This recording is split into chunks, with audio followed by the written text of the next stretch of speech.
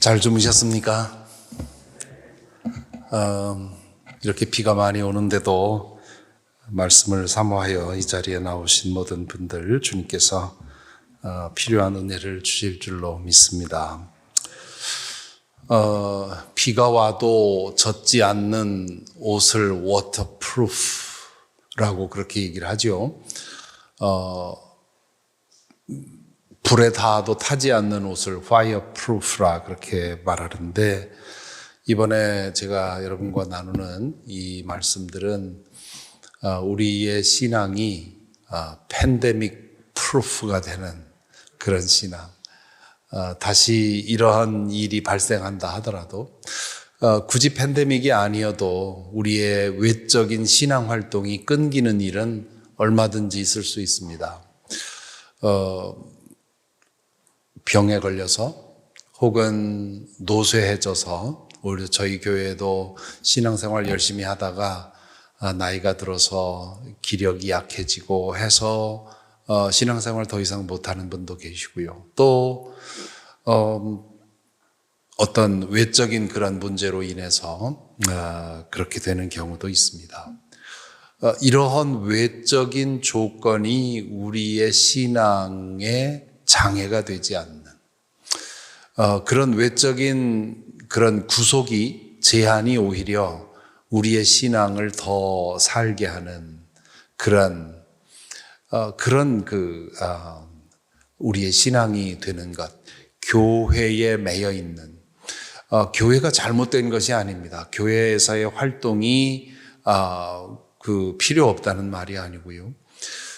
교회 활동이라고 하는 것, 신앙생활이라고 하는 것이 어디에서 나오고 어디로 가야 하는지, 그래서 그 하나님과의 관계가 바로 잡혔을 때, 그때는 어떤 상황에 있든지 우리의 신앙은 계속되고 표대로 믿음으로 행하는 사람들이 되는 것이지요.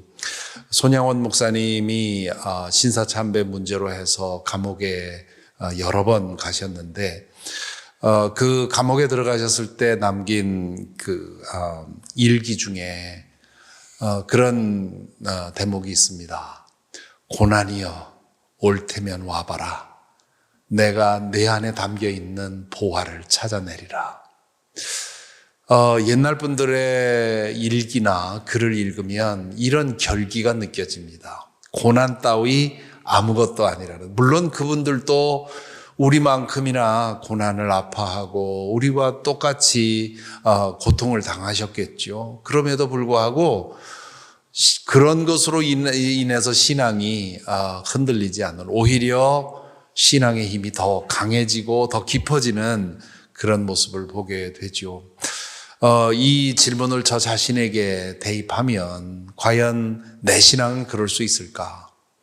이번 이 팬데믹 기간은 그런대로 저의 영적인 그런 디시플린을 따라서 잘 지내왔지만, 정말 그런 외적으로 내 안위와 내 생명이 위태로운 지경에 처했을 때, 그럼에도 불구하고 내 잔치가 지속될 수 있겠는가? 그럼에도 불구하고 하나님과의 관계가 지속될 수 있겠는가? 그래서 그 관계의 힘으로 환경을 이길 수 있겠는가? 그게 진짜 신앙의 실력이거든요.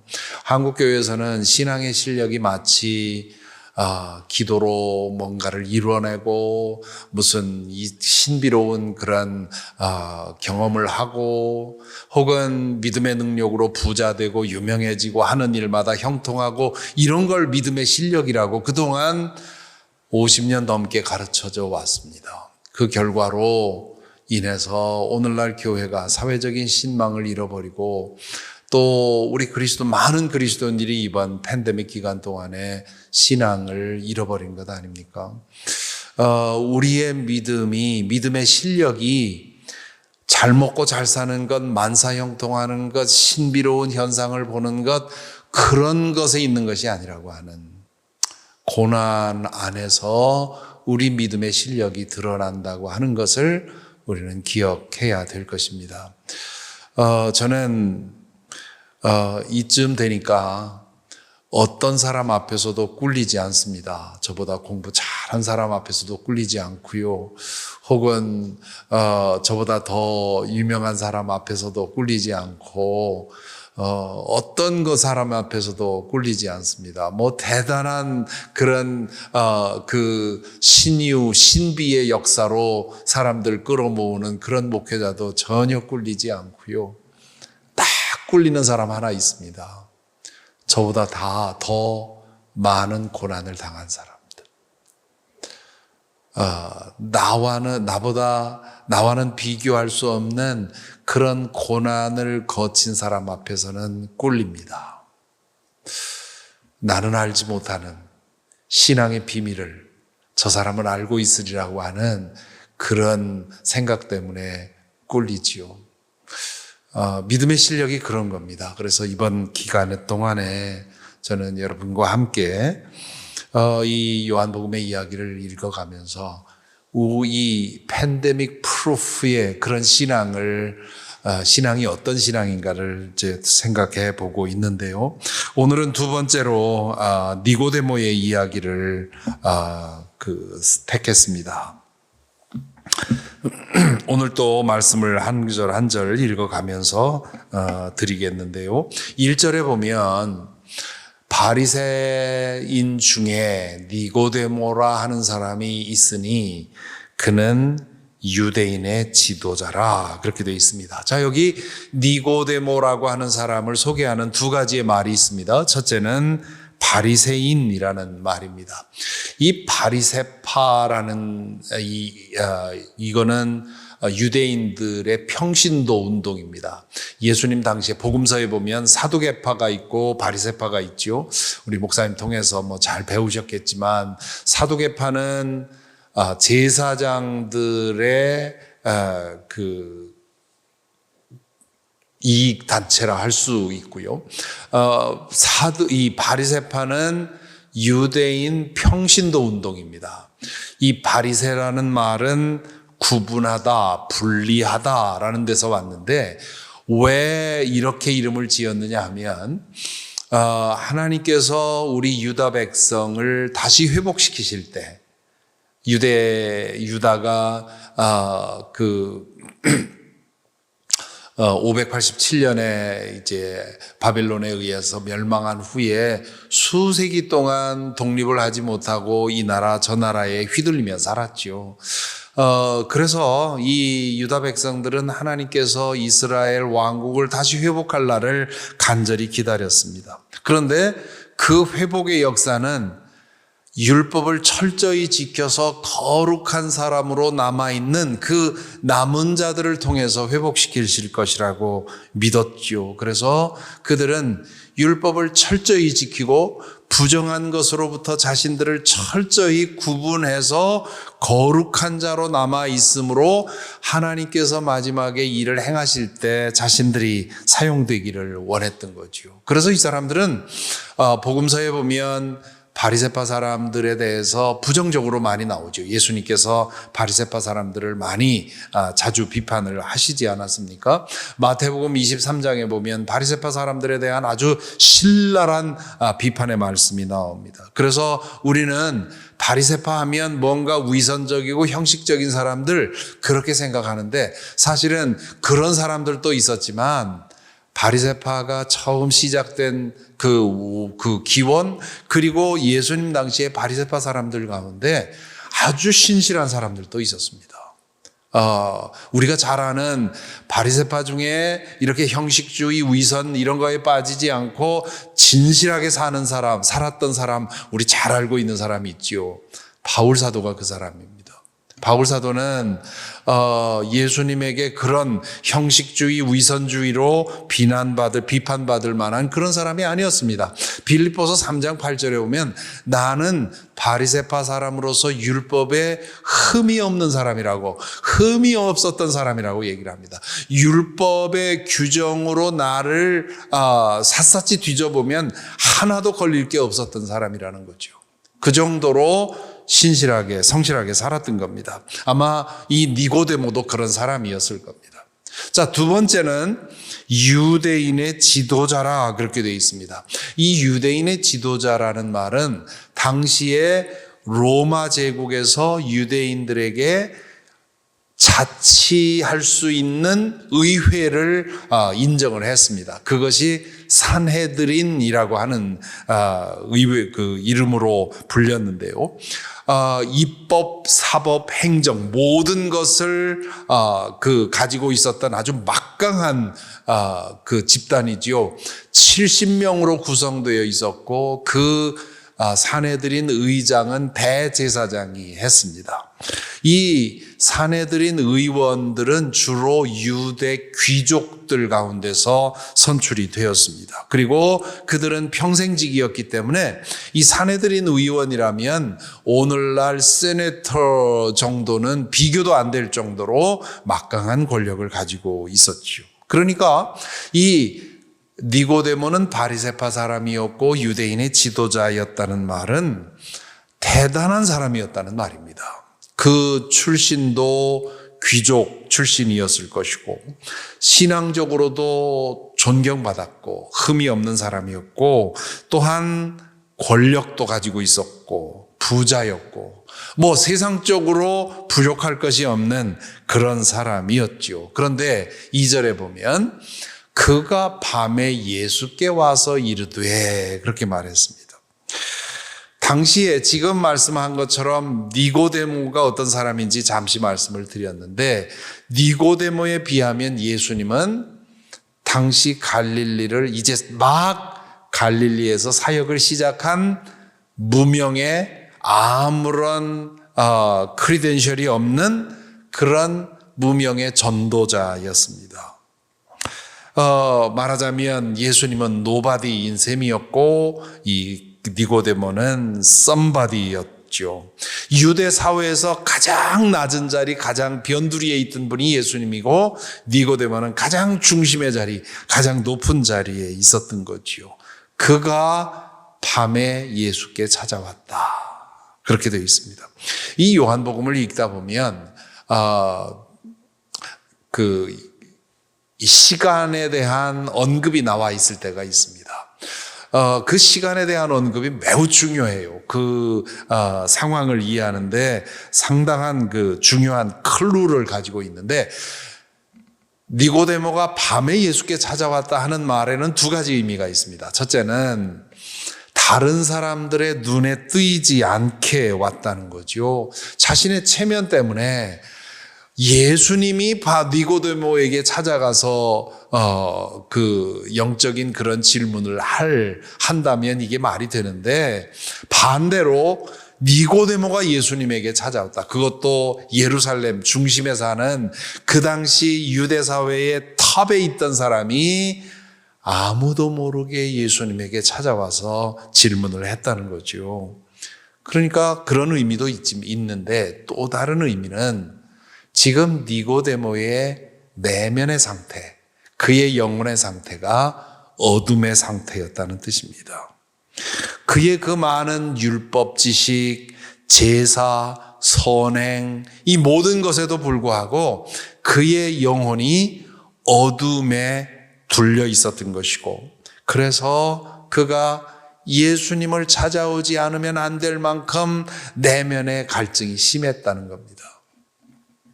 어제 백사겸 전도자의 이야기를 했습니다마는 백사겸 전도자도 그 점술로 인해서 그렇게 많은 부를 얻고 신망을 얻었지만 그러나 이건 아니라고 하는 뭔가 참된 진리가 있지 않겠는가 하는 그런 생각 때문에 다 제쳐놓고 그 50일인가 날짜를 정해서 기도했다고 하지 않습니까? 이 니고데모도 정직했던 거죠. 웬만한 사람 같으면 이런 정도면 내면에 내가 지금 하나님과의 관계가 막혀 있고 내면이 어둡다고 하는 사실을 알면서도 그걸 느끼면서도 아닐 거야. 내가 이렇게 열심히 제사 드리고 있는데, 내가 이렇게 열심히 율법을 지키고 있는데, 그러면 나는 아닐 거야 하면서 부정할 수도 있음에도 불구하고 그 내면의 어둠을 그는 그대로 정직하게 인정한 겁니다. 아니야, 이건 아니야. 내가 아무리 율법을 실천하고 아무리 제사를 행하고 아무리 깨어있어 기도한다 해도 지워지지 않는 이 내면의 갈증, 이 내면의 어둠, 이걸 어떻게 하겠는가, 그걸 고민했던 것이고, 그러는 중에 갈릴리의 어떤 전도자가 나타났는데 이 사람에게 특별한 것이 있다는 얘기를 듣고는 혹시 그 사람에게 열쇠가 있지 않을까 찾아온 것이지요. 그리고 아무도 보지 않는 틈을 타서 밤중에 예수님에게 와서 예수님에게 찾아온 겁니다. 자, 그러면 계속해서 보면 그 뭐라고 합니까? 니고데모가 랍비여, 우리가 당신은 하나님께로부터 오신 선생인 줄 아나이다.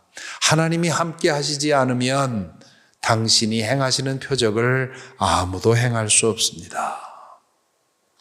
지금 니고데모는 예수님에게 와서 차마 자신의 내면의 문제를 내어놓지 못하고 있습니다.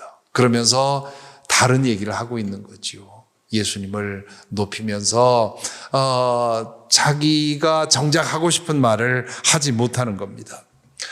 목회 중에 교우들을 만나서 상담을 하다 보면 그런 경우를 가끔 보게 됩니다.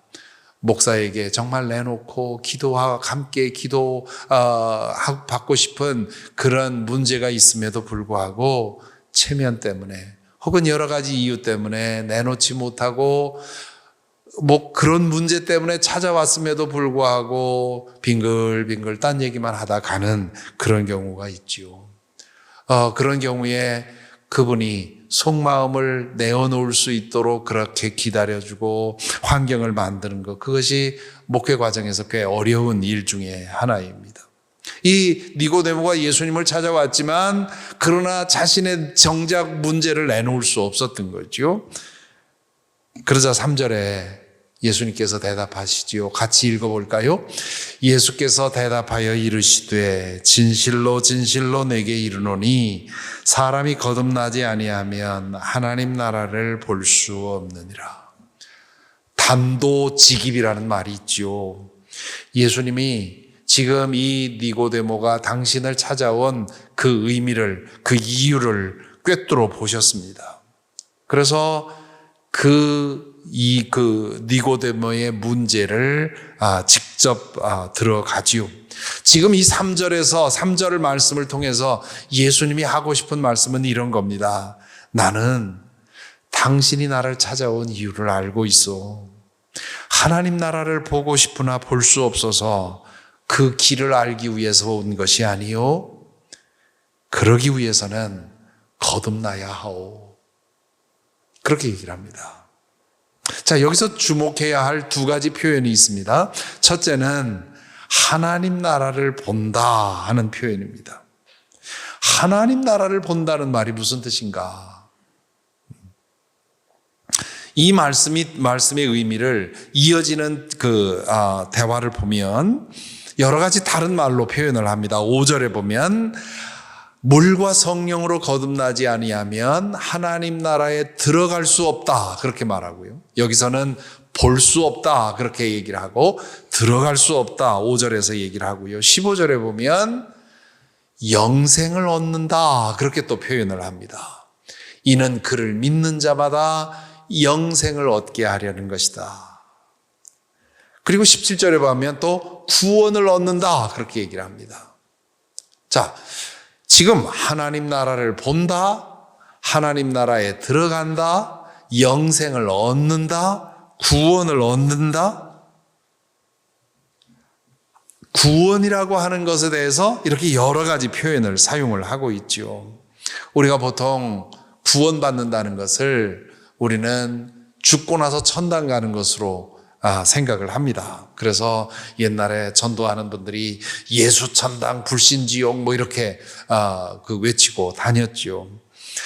죽고 나서 천국 가는 것, 그것이 구원의 한 부분일 수는 있습니다. 그러나 그것은 구원을 너무 축소한 겁니다. 예수 믿고 천국 가십시오 하는 것은 복음을 아주 적은 부분만 얘기한 겁니다. 구원이라고 하는 것은 매우 큰 것이어서 어느 면에서 보느냐에 따라서 우리가 표현을 달리 할 수밖에 없습니다. 구원이라고 하는 것은 하나님과 분리되어 있던 우리가 하나님의 자녀로 회복되는 것입니다. 하나님과의 관계가 회복이 되는 거죠.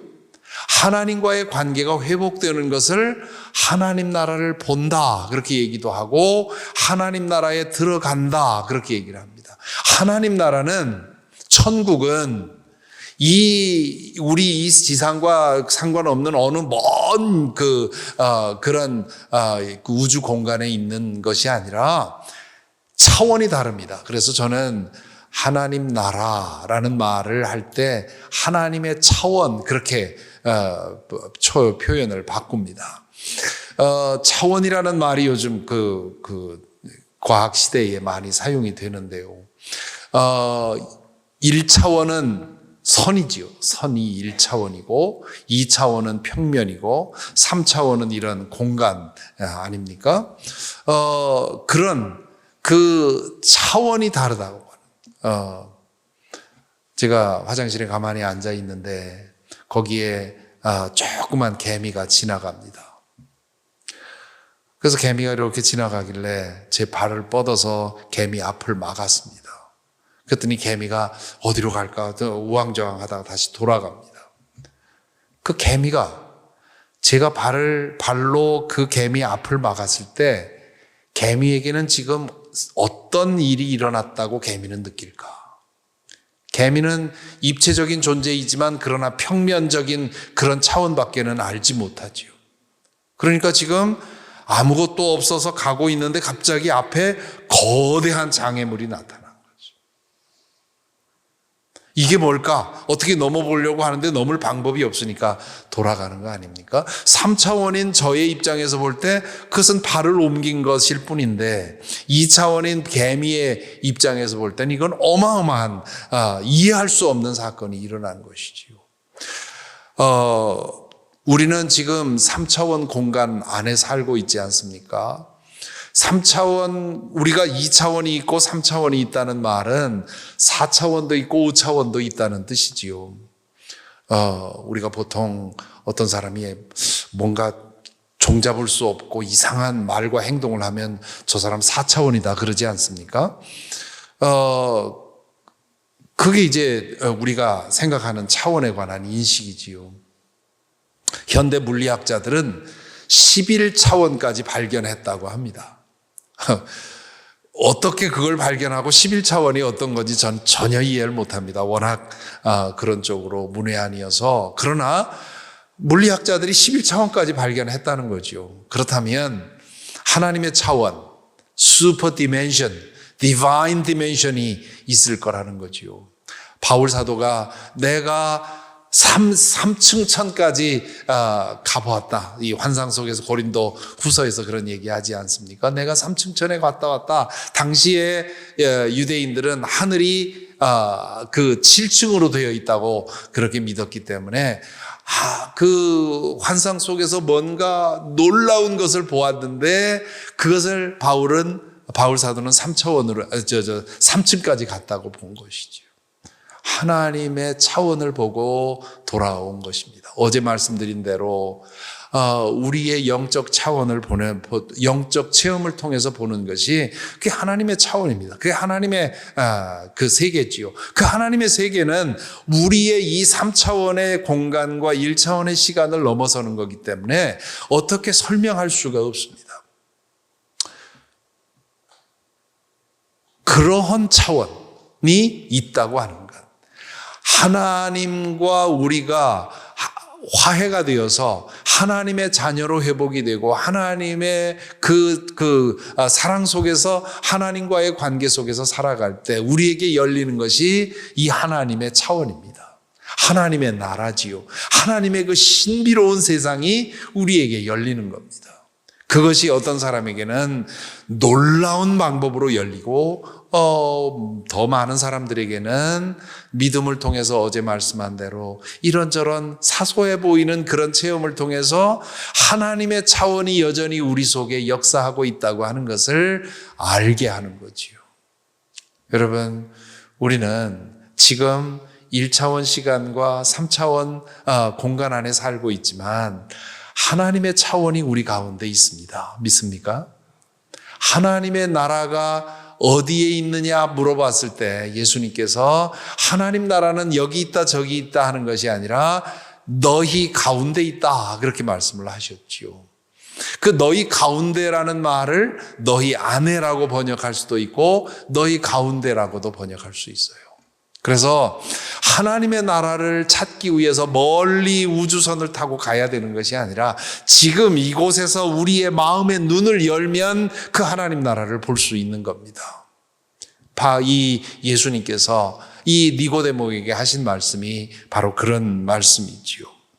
그 하나님의 자녀로 우리가 회복이 되었을 때 우리에게 일어나는 일, 바울 사도는 그의 편지에서 이 구원에 대해서 여러 가지 표현을 씁니다. 구원받는다는 것은 우리의 죄의 사함을 받는 것이고 의롭다함을 얻는 것이고 하나님과 화해되는 것이고 그리스도와 하나가 되는 것이고 그로 인해서 성령으로 인해서 거룩하게 변화되는 것이고 그 죽어도 그리스도 안에 있는 것이고 마지막 날에 예수 그리스도의 부활에 참여하는 것이고 이 모든 것이 다 구원입니다. 그래서 우리는 구원을 너무 편협하게 죽고 나서 가는 곳으로만 생각해서는 안 됩니다.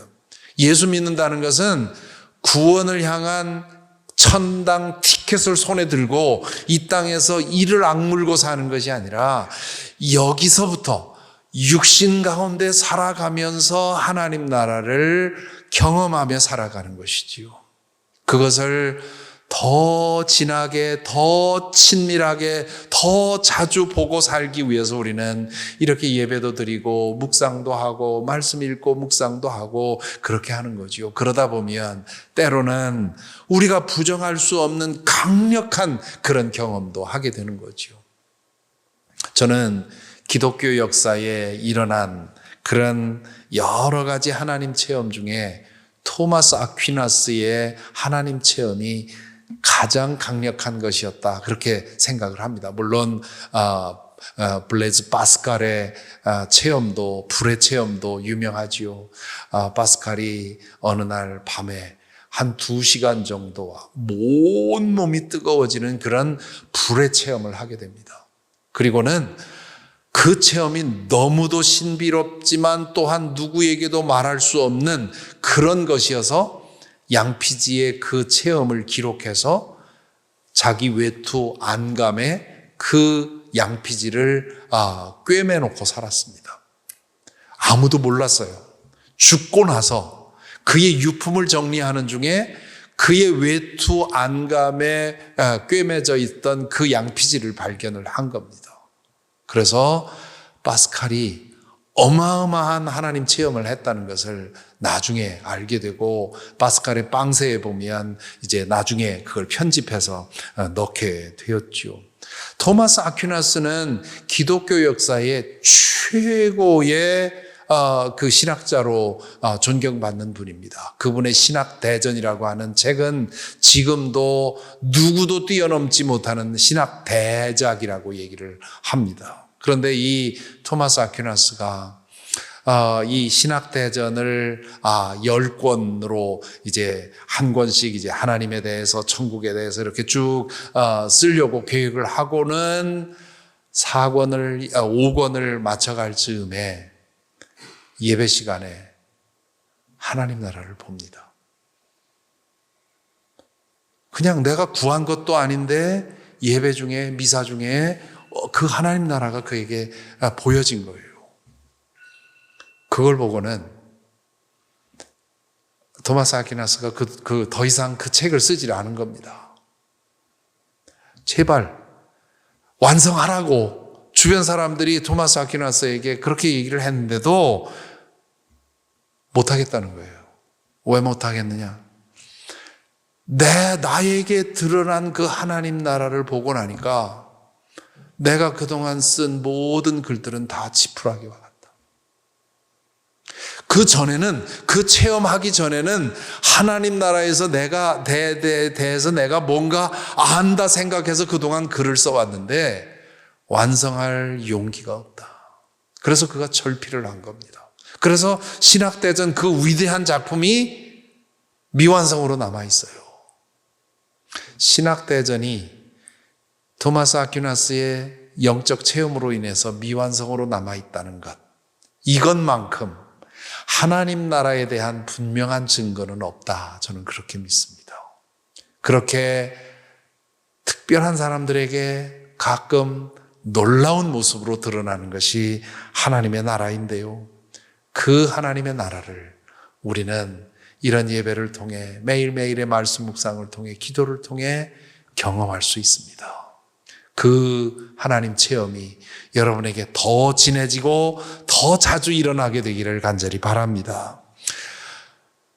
뭐 대단한 그런 지금 말한 토마스 아퀴나스나 파스칼 같은 그런 것만 체험이라고 생각하지 마십시오. 오늘 아침에 말씀을 읽고 듣는 중에 오래도록 내 마음을 붙들고 있던 근심이 사라졌다.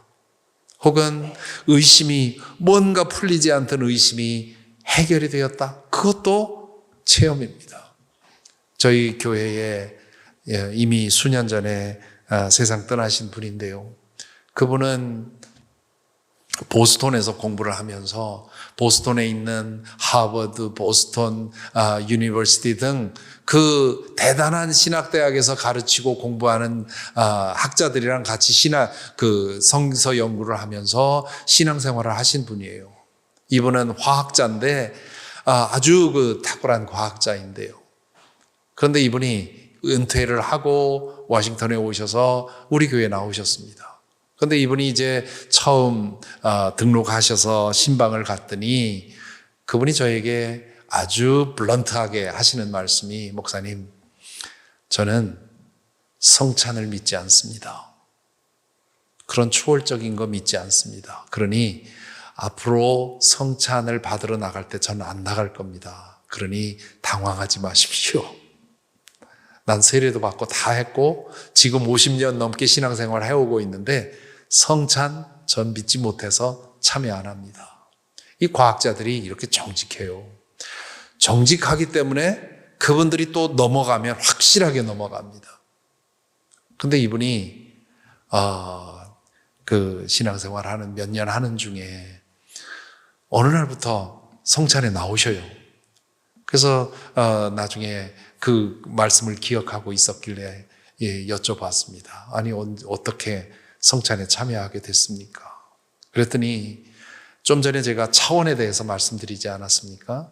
하나님 나라를 목사님이 차원으로 설명을 하는데 그렇겠구나 하는 생각이 들더라는 거예요. 그래서 50년 넘게 부정하고 참여하지 않던 성찬에 참여를 한 겁니다. 하나님 나라가 저 우주 멀리 어디에 있는 어떤 공간이 아니라 지금 우리로서는 닿을 수 없는 높은 차원의 지금 우리로서는 이해할 수 없는 어떤 높은 차원이라면 그렇다면 이해할 수 있겠다. 그렇다면 성찬이 비록 사람들이 만들어 놓은 빵과 포도즙이지만 그 안에 하나님의 임재가 있으리라고 하는 그런 사실, 그래, 그런 차원이 거기에 공존할 수 있겠다 하는 생각을 하면서 참여하게 된 것이죠. 이런 것들도 성령께서 우리의 마음을 만지시기 때문에 일어나는 일이고요. 이런 것들이 종교 체험의 일종입니다. 그래서 예수님은 이 니고데모에게 하나님의 나라, 구원, 이 하나님과 다시 하나님과의 관계가 회복되는 그런 차원에 대해서 말씀을 하시지요. 두 번째로 3절에 다시 3절 보여주시면 거듭나지 아니하면 하나님 나라를 볼 수 없다. 이 하나님 나라를 볼 수 없다는 말은 구원받을 수 없다, 영생할 수 없다, 하나님의 차원을 볼 수 없다, 그냥 육신과 물질에만 묶여서 살 수밖에 없다, 이제 그런 뜻이고요. 거듭난다 하는 말, 이것도 중요한 말인데요. 예수님이 그에게 제시한 해법, 거듭난다 하는 말은 위로부터 난다라고 번역할 수도 있습니다. 아마 여러분들 가지고 있는 성경에 난외 주에 그렇게 그 설명이 되어 있을 것입니다. 영어로는 born again 그렇게 번역을 하는데 born from above 그렇게 번역도 하게 됩니다. 이 헬라어 아노텐이라는 말은 그렇게 다시 again이라는 뜻으로 번역할 수도 있고 from above 위로부터라는 말로도 번역할 수 있습니다. 예수님께서 여기서 하신 말씀은 예수님의 의도는 거듭나지 아니하면 하나님 나라를 볼 수 없다 이렇게 말씀하신 것이 아니라 위로부터 나지 아니하면 하나님 나라를 볼 수 없다는 뜻으로 말씀을 하신 겁니다. 그런데 니고데모가 그것을 위로부터 난다는 말을 이해 못하니까 거듭난다, 다시 난다라는 말로 오해를 하게 됐지요. 그러다 그렇게 되니까 5절에 보면 예수님께서 이렇게 대답하십니다. 5절 보면 다시 함께 읽겠습니다. 예수께서 대답하시되 진실로 진실로 내게 이르노니 사람이 물과 성령으로 나지 아니하면 하나님 나라에 들어갈 수 없느니라. 여기 위로부터 난다 하는 말을 이 5절에서는 물과 성령으로 난다 그렇게 번역을 해놨죠. 물과 성령으로 난다는 말은 물, 즉 성령으로 그렇게 번역해야 된다고 성서학자들은 얘기하고 있습니다. 물, 즉 성령으로 거듭난.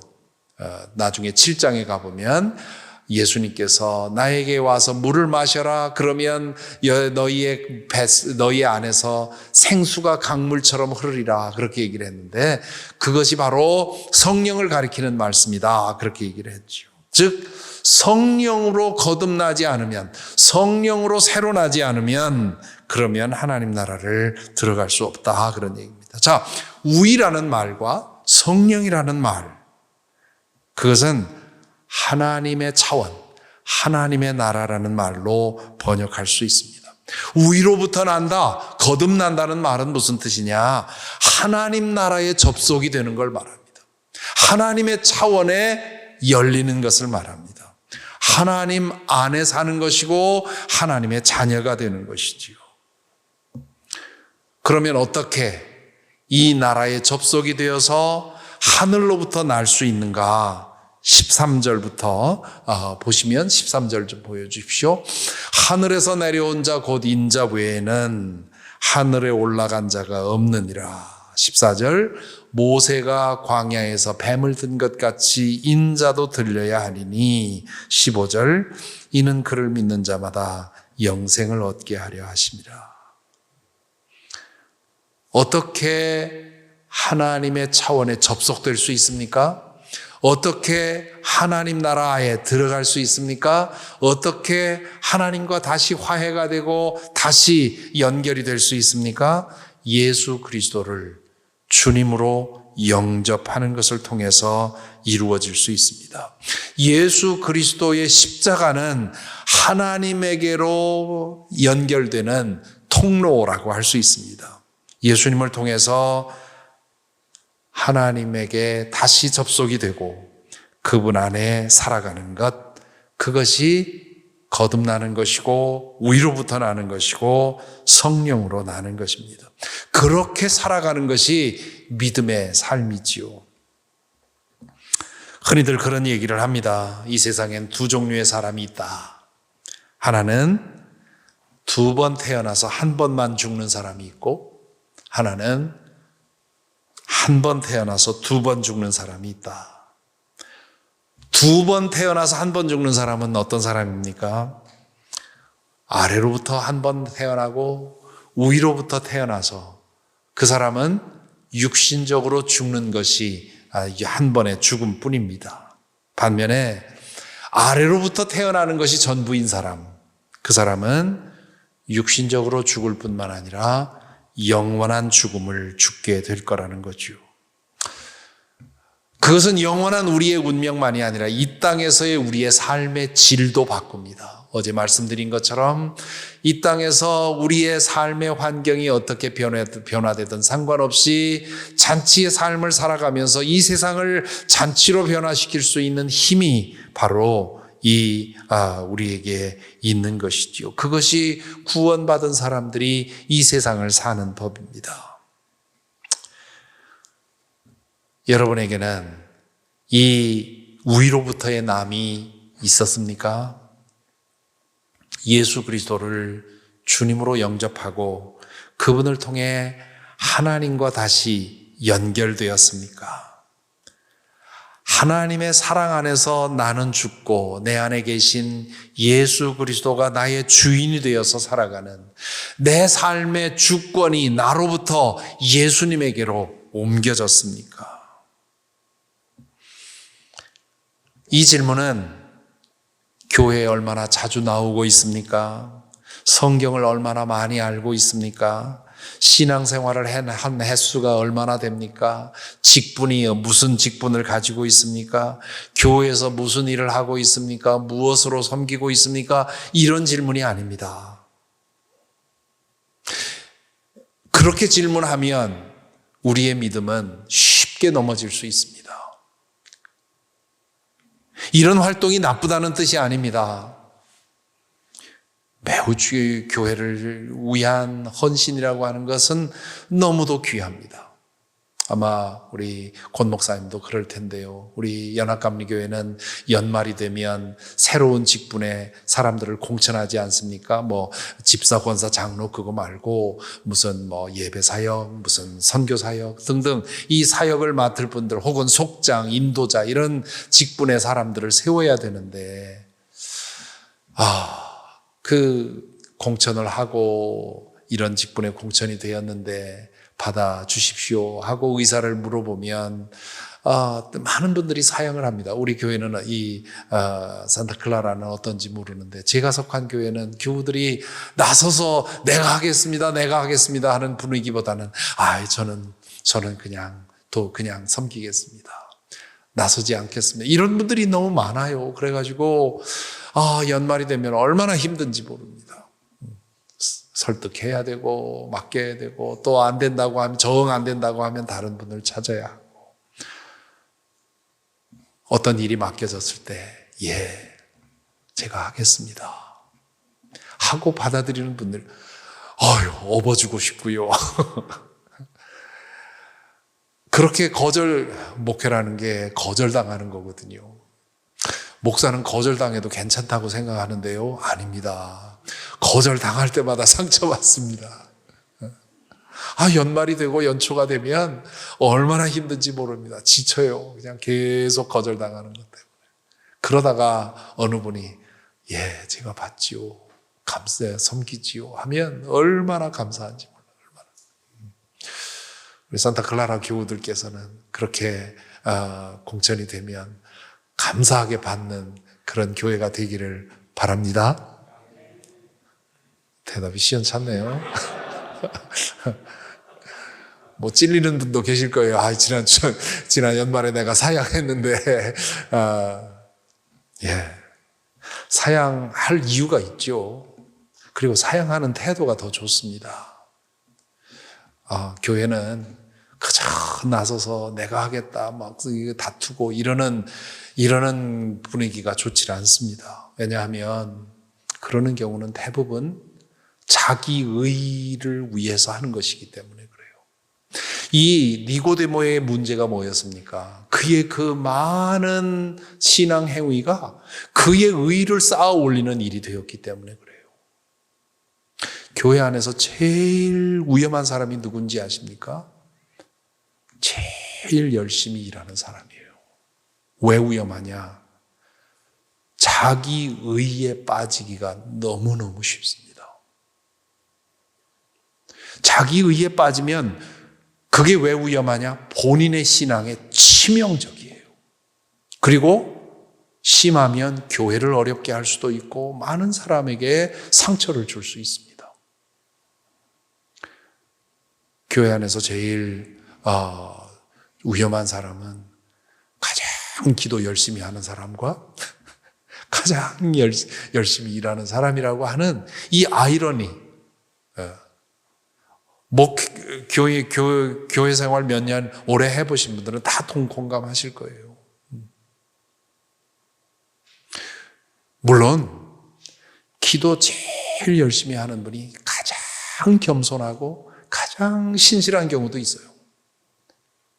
그런 경우는 아주 드뭅니다. 저의 신앙생활 경험상 그래요. 그 많은 기도가 자신의 의의를 쌓는 것이 되는 경우가 너무도 많아요. 교회에 열심히 봉사한다는 것도 자기 의의를 쌓아 올려서 인정받고, 그러면 내면적으로는 점점 어두워지고 공허해지면서 외적으로만 높아지는 거죠. 그러다 보니까 아주 쉽게 상처받고요, 넘어지고.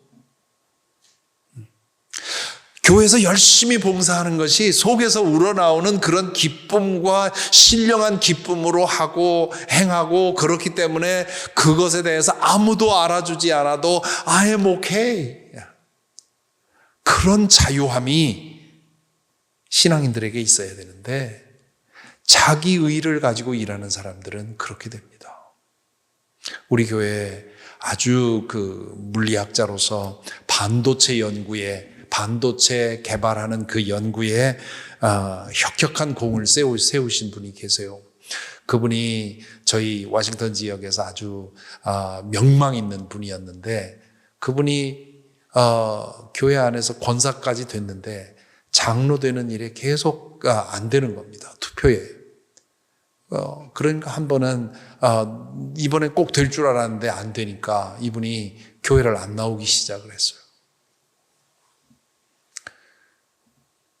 그러니까 그분을 형님처럼 오빠처럼 가까이 지내던 우리 어느 교우 부부가 그 댁을 찾아간 겁니다. 가서 뭐라고 했느냐. 권사님 믿음이 그거밖에 안 됩니까?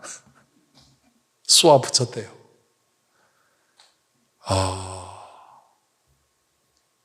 우리 교회 교인들은 교회 문화 중에 참 맹점 중에 하나는 진실을, 에베소에 보면 사랑으로 진실을 말하라 그러는데, 사랑으로 진실을 말할 줄 모르는, 속으로는 아닌 줄 아니라고 느끼면서도 겉으로는 권사님 오늘 은혜로 왔습니다.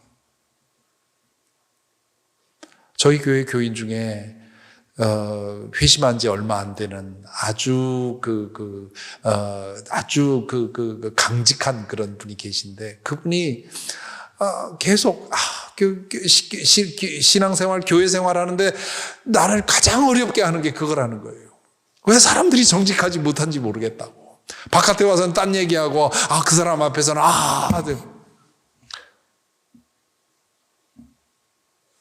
그런데 이 부부가 그분에게 찾아가서 권사님 신앙이 그거밖에 안 됩니까? 쏘아붙였어요. 무슨 일이 일어났겠어요? 그 권사님이 그 다음 주부터 교회에 왔어요. 와. 그리고는 그 다음에 장로로 교인들이 세우고요. 우리의 신앙생활이 자기 의의를 쌓는 것이 아니라, 지금 니고데모의 딜레마가 그겁니다. 니고데모의 딜레마는 신앙생활을 열심히 할수록 내면은 더 공허해지고 허허로워지고 어두워지는 이 니고데모의 딜레마, 이것이 우리 목회자들에게도 있고요, 교인들에게도 있습니다. 이런 것에 질린 사람들은 아예 교회 일도 안 하고 그냥 예배만 드리는 것으로 만족하겠다, 이러는 분들도 있어요. 그거는 좋지 않은 선택입니다. 바른 선택은 뭐냐? 예수 그리스도 안에서 하나님과 온전히 연결이 되고 하나님의 차원에 깊이 잠겨서 하나님 안에서 만족을 얻고 그리고 그 능력으로 그 은혜로 그 사랑으로 섬기는 겁니다. 그럴 때 그 섬김이 나의 신앙에 더 나를 고갈시키는 것이 아니라 나에게 더 큰 은혜가 되고 그리고 나의 섬김을 통해서 다른 사람들도 은혜를 얻고 교회도 도움을 얻는 것이지요. 나에게 이 참된 새로운 이 하늘 위로부터의 출생이 있는가? 그리고 그 속 사람으로 내가 지금 살고 있는가? 그 속 사람으로 내가 교회 봉사하고 있고 내가 매일매일을 살고 있는가? 이 질문이 이 아침 저와 여러분에게 함께 나누고 싶은 질문입니다. 저도 제가 이렇게 나와서 말씀 나누고 하는 것들이 나를 소모하는 것이 아니라 내 속에 있는 하나님의 은혜를 나누는 것이 되고 여러분도 앞으로 살아가는 삶이 그러한 은혜가 되어서 니고데모의 딜레마를 그 딜레마에 다시는 걸려 넘어지지 않고 모두가 하나님 안에서 그 은혜 가운데 살아가게 되기를 간절히 기원합니다. 기도하겠습니다.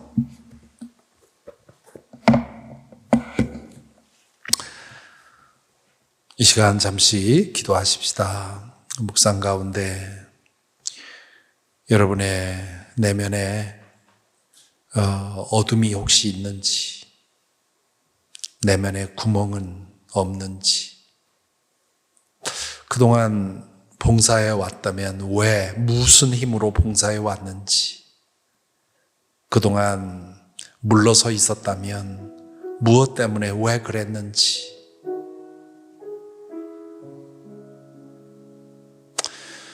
니고데모의 딜레마에 혹시 빠져 있는 것은 아닌지,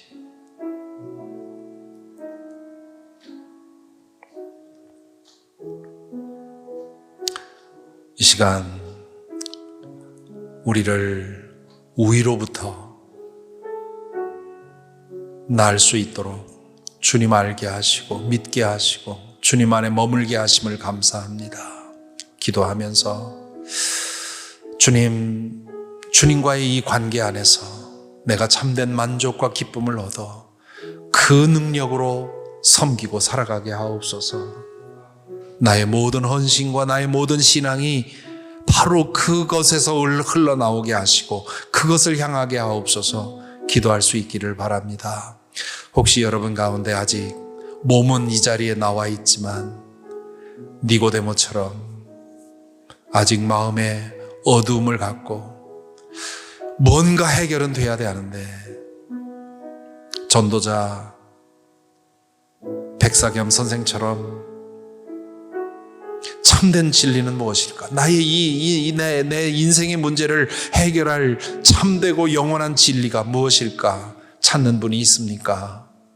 그래서 이 자리에 나오셨다면 이 시간 우리 가운데 계신 주님께 기도하시기 바랍니다. 여러분의 마음의 문을 두드리고 계시며 마음의 문을 열 때 들어가 함께 살기를 원하시며 여러분의 삶의 주인이 되어 그 삶을 변화시키시기를 원하시는, 여러분의 삶을 잔치로 만들기를 원하시는 그 주님의 은혜에 여러분의 마음 문을 여시고 초청해 드리시기 바랍니다. 주님께서 여러분의 삶을 바꾸어 주실 것입니다. 물을 포도주로 변화시키는 역사를 허락하실 줄 믿습니다.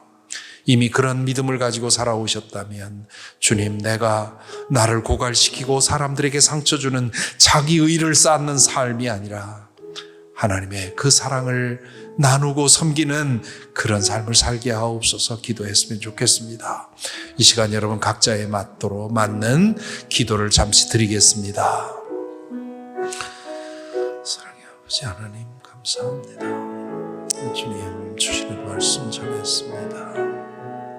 이 시간 주여 성도들 가운데 함께 하셔서 주님을 영접할 사람들이 있다면 그 마음의 문을 열어주시고 인도하셔서 주님을 모셔드려 새로운 삶을 살아갈 수 있도록 인도하여 주옵소서. 아버지 하나님 이미 그랬다면 주님께서 은혜 주셔서 정말 주님과 함께 동행하며 주님을 위해 섬기는 신실한 삶을 살아가도록 인도하여 주옵소서.